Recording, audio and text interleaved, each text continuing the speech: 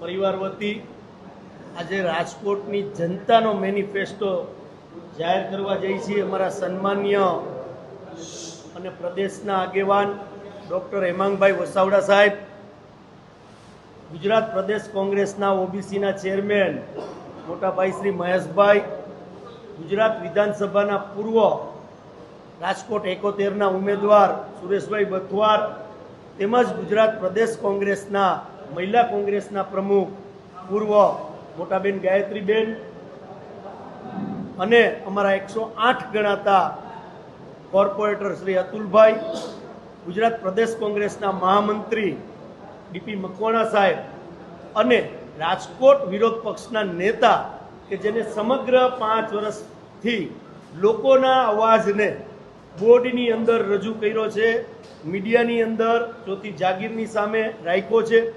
હવે જ્યારે સ્થાનિક સ્વરાજની ચૂંટણી આવી રહી છે ત્યારે સમગ્ર ગુજરાતની અંદર આજે પ્રજાનો મેનિફેસ્ટો એટલે કે પ્રજા પાસેથી જે અમે રાજકોટમાં ફર્યા અને જે સૂચનો મળ્યા છે એ પ્રમાણેનો મેનિફેસ્ટો અમે બનાવ્યો છે।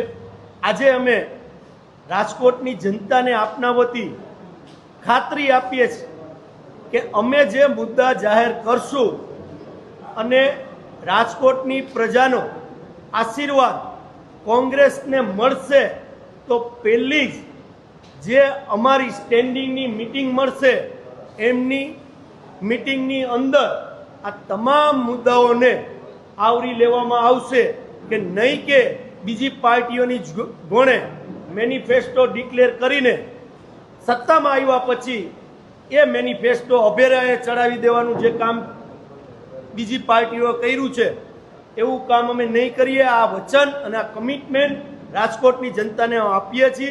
1 બાય 1 જે અમે મુદ્દા લેવાના છીએ એ આપની સમક્ષ આજે તમામ અમારા કોંગ્રેસના સિનિયર આગેવાનોની મંજૂરીથી હું આપની સમક્ષ રજૂ કરું છું। પહેલો અમારો જે મુદ્દો છે કે નવા ભળેલા વિસ્તારોમાં વિશેષ વિકાસ પેકેજ, એમાં ખાસ કરીને માધાપર, મનરપુર, ઘંટેશ્વર, મુંજકા, મોટા મવા, કોઠારિયા જેવા અનેક જે ગ્રામ્ય વિસ્તારો છે એ જે શહેરી વિસ્તારોમાં ભળ્યા છે પણ આજની જગ્યાએ ત્યાં શૂન્ય સુવિધાઓ સ્થાનિક સ્વરાજની છે, આજે પણ બંબાથી પાણી જાય છે, એ તમામ સુવિધાઓ અમે સત્તામાં આવશું તો નવા ભળેલા વિસ્તારોની અંદર અમે તાત્કાલિક ધોરણે કામ ચાલુ કરી દઈશું।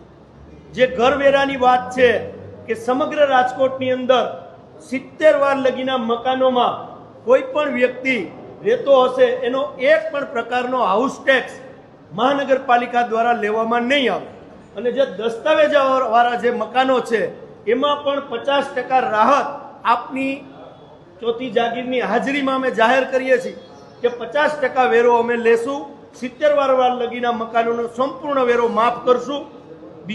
ત્રીજો જે અમારો મુદ્દો છે ખાસ કરીને પાણી વ્યવસ્થા 15 મિનિટ આવે છે કે અમે 45 મિનિટ અને વગર મીટરે વગર ચાર્જે 45 મિનિટ અમે રાજકોટની જનતાને વચન આપીએ છીએ કે કોંગ્રેસનું બોર્ડ સત્તામાં આવશે તો 45 મિનિટ પાણી આપશું। જે આ ભારતીય જનતા પાર્ટીની સરકારમાં જે પાણી મિક્સ થઈને સમગ્ર રાજકોટની જનતાને રોગચાળામાં ધકેલવાનું કામ કરે છે એના માટે અલગ ફિલ્ટર પ્લાન બનાવવામાં આવશે અને એક પણ જગ્યાએ પાણી શુદ્ધ પાણી સમગ્ર રાજકોટને મળે એના માટે પણ અમારો અલગ વિચાર છે। ચોથો મુદ્દો જે છે અને એમાં વોટર ટાક્સ બનાવીને આખું પાણીનું શુદ્ધિકરણ કઈ રીતે થઈ શકે એના ઉપર પણ અમે સત્તામાં આવશું તો અલગ બજેટ ફાળવવામાં આવશે। ચોથો મુદ્દો છે જે ટ્રાફિકનો મુદ્દો રાજકોટ શહેરની અંદર બહુ મોટો છે। ટ્રાફિક અને પાર્કિંગ દરેક ઝોનમાં ફ્રી પાર્કિંગ સુવિધા ઊભી કરશું। પાર્કિંગની જગ્યાઓમાં જ્યાં દબાણ છે એ દબાણ મુક્ત કરાવશું। પાંચમો મુદ્દો છે જે સિટી બસ કે ભૂતકાળની અંદર આપ બધા જાણો છો કે સિટી બસ છેવાડા લગીને જતી હતી, આપણે માત્ર બીઆરટીએસમાં ખર્ચાઓ કર્યા, ભારતીય જનતા પાર્ટીએ ભ્રષ્ટાચાર કર્યો પણ બસો છે એ બહેનોને આજે પણ રિક્ષામાં બેસીને એક જગ્યાએથી બસ પકડવી પડે છે। તો રાજકોટમાં જે મુખ્ય પોઈન્ટો છે ત્યાં લગીને બસની રાજકોટ સિટી બસની સુવિધા જાય એ અમે જાહેર કરશું। 3 વર્ષની દીકરી બા હોય કે 80 વર્ષના આપણા બા હોય, એક પણ મહિલાની ટિકિટ કોંગ્રેસની ગવર્મેન્ટ બેસશે બોર્ડમાં તો 1 રૂપિયો પણ બહેનોએ આપવાનો નહીં રહે. આ પણ અમે રાજકોટની જનતાને ખાતરી આપી છે. છઠ્ઠો મુદ્દો અમારો એ છે કે શિક્ષણની અંદર ભારતીય જનતા પાર્ટી દ્વારા શિક્ષણ બોર્ડની અંદર એટલા ભ્રષ્ટાચારો થયા છે કે કોઈ લોકોએ 10 વર્ષ માટે સરકારી બિલ્ડિંગ આપ્યું હોય પણ સેટિંગ કરીને ભ્રષ્ટાચાર કરીને 35 વર્ષ લગીને સરકારી સ્કૂલો આપી દીધા. અનેક બનાવો રાજકોટ મહાનગરપાલિકામાં બન્યા છે. અમે વોર્ડ વાઇઝ CBSE અને ગુજરાત બોર્ડ સાથે ઇંગ્લિશ મીડિયમ સ્કૂલો ઝોન વાઇઝ એક વોર્ડની અંદર 4 સ્કૂલોની અમે નવી સ્થાપના કરશું જે CBSE સાથે જોડાયેલી હોય અને ગુજરાત બોર્ડ આરે એનું સંકલન કરી શકીએ ઇંગ્લિશ મીડિયમ 18 વોર્ડમાં. આ અમારો છઠ્ઠો મુદ્દો હતો. 7મો મુદ્દો આપણે જાણીએ છીએ કે ભારતીય જનતા પાર્ટીની ભ્રષ્ટ શાસને સરકારી જગ્યાઓ ઉપર કબજા ટ્રસ્ટોને આપી દીધા, મળતિયાઓને આપી દીધા. આપણા બાળકો આ યુગની અંદર ટેકનોલોજીના યુગની અંદર બાળકનો જે વિકાસ થવો જોઈએ માનસિક રીતે અને શારીરિક રીતે ક્યાંક અટકી ગયો છે. કારણ કે બાળકો રમવા ક્યાં જાય? તમે 2 કરોડના ફ્લેટમાં રહેતા હોય તો બાળક રમે ક્યાં? એના માટે ઝોન વાઇઝ અમે ગ્રાઉન્ડો બનાવશું સરકારી જગ્યાઓમાં અને ઝોન વાઇઝ સ્પોર્ટ્સ કોમ્પ્લેક્સો બને જેથી કરીને રાજકોટના યુવાનો છે એ યુવાનો ક્યાંક ને ક્યાંક પોતાનું વિકાસ જે છે એ સારી રીતે શારીરિક વિકાસ થાય.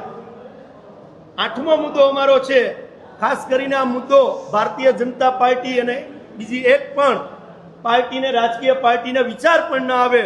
આ કોંગ્રેસનો વિચાર એટલા માટે છે કે કોંગ્રેસે છેવાડા માણસને પૂછ્યું છે તમારે શું જોઈ છે ત્યારે અમને જે મળ્યું છે એ અમે આપીએ છીએ કે રિઝર્વ પ્લોટ રાખવામાં આવશે. રાજકોટની અંદર રિઝર્વ પ્લોટ રાખવામાં આવશે. એની અંદર SC schedule caste, ST, OBC અને EWS એટલે કે જનરલ કાસ્ટની અંદર જે લોકો આવતા હોય એના માટે અમે રિઝર્વ પ્લોટ રાખશું. એના ક્રાઇટેરિયા બનાવશું અને એમાંથી જે ફોર્મ આવશે એ નોમિનલ જંત્રીના ભાવે અમે રાજકોટની પ્રજાને જે મેં વાત કરી 4 જ્ઞાતિઓને જે ક્રાઇટેરિયામાં આવતા હશે એમના માટે અમે અલગ વિચારી રહ્યા છીએ.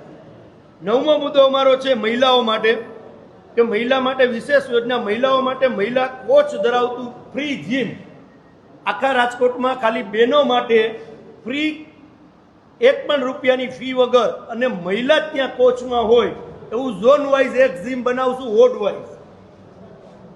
10મો જે મુદ્દો છે કે આરોગ્ય સેવામાં દરેક વોર્ડ દીઠ 24/7 એટલે કે આરોગ્ય કેન્દ્ર ખુલ્લા રહે અને સારી ડોક્ટરોની પેનલ રહે. જ્યાં એમ્બ્યુલન્સની વ્યવસ્થા હોય, જ્યાં કોઈને ફ્રેક્ચર થયું હોય તો એક્સરેની સુવિધા હોય. એમને સિવિલ હોસ્પિટલમાં જે ભ્રષ્ટાચારથી ખતબદી રહી છે ભારતીય જનતા પાર્ટીની દેનથી તો ત્યાં એમને ધક્કા ખાવા ન જવા પડે રાજકોટની જનતાએ. એના માટે પણ અમે વિચારીએ છીએ એક વોર્ડની અંદર અમે 24/7 સારું આરોગ્ય કેન્દ્ર કે ફોટો પડાવવા સિવિલે જવું પડે એવું નહીં, સામાન્ય ટ્રીટમેન્ટ છે એ વોર્ડમાં જ થઈ જાય. આ પણ અમે રાજકોટની જનતાને તમારા વતી ચોથી જાગીર વતી કમિટમેન્ટ આપીએ છીએ. 11મો મુદ્દો છે કે આપણે ચોથી જાગીરે પણ ઉપાડેલો છે કે આપણી રાજકોટની હવા કેટલી પ્રદૂષિત થાય છે એના પણ પૈસા આવ્યા અને આ ભ્રષ્ટ શાસનના લોકોએ ખાઈ ગયા છે. એના માટે અમે અલગ વિચારી રહ્યા છીએ. પર્યાવરણ અને એક્યુ શહેરનું ગ્રીન કવર વધારવા માટે મોટા પાયે વૃક્ષારોપણ કરીશું અને હવાની ગુણવત્તા સુધારી પ્રદૂષણ સ્તર ઘટાડવા માટેનું પણ અમે અલગ પેકેજ જાહેર કરશું સત્તામાં આવશું ત્યારે. આ ઉપરાંત સફાઈ કામદારોની કાયમી ભરતી, લારી ગલ્લા ધારકોને અને વ્યાપારિક દરજ્જોએ ધાર્મિક સ્થળો માટે વિશેષ ફંડ, પૂર્વ ઝોન માટે અલગ ટાસ્ક ફોર્સની રચના કરશું. ભ્રષ્ટાચાર કરનારાઓ નેતાઓ અને અધિકારીઓ સામે કડક કાર્યવાહી સત્તામાં આવશું તો કરશું. અમારો આ મેનિફેસ્ટો એ માત્ર વચન પત્ર નથી, આ અમારું જનતા સાથેનું કમિટમેન્ટ છે જેને અમે સત્તામાં આવતા જ પૂર્ણ કરશું. પહેલી જે અમારી બેઠક મળશે સ્ટેન્ડિંગની એમાંથી આ મુદ્દાઓમાં જે કામ થતું હશે એ પહેલી જ સ્ટેન્ડિંગની અંદર તમામ અમારા આગેવાનોના આશીર્વાદથી પૂર્ણ કરશું.